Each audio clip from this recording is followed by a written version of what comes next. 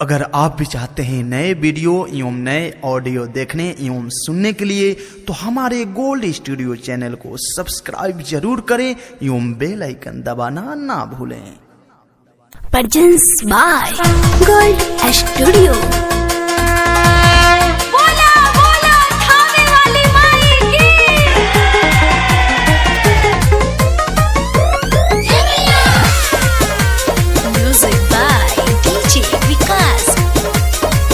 बढ़बा महंगाई सुन धनिया हो, कुछ देला ना उधारे हो बनिया हो।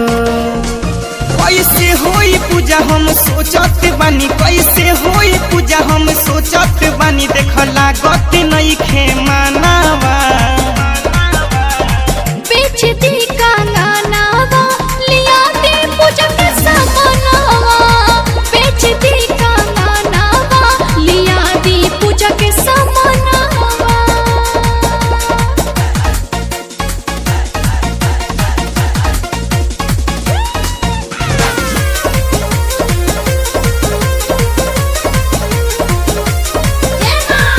चाहती है मैया तोहरो हो जाए नाम हो।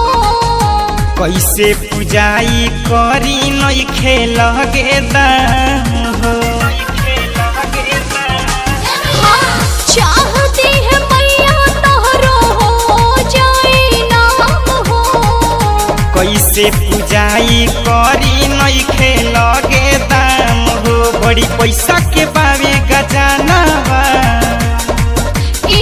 बेच दी कांगनावा लिया दे पूजा के सामानवा। बेच दी कांगनावा लिया दी पूजा के सामानवा। बोला बोला खाने वाली माई की। ललचा रिकॉर्डिंग स्टूडियो गोपालगंज। लाल लाल ले ले आई हो सेनुर के पूड़िया।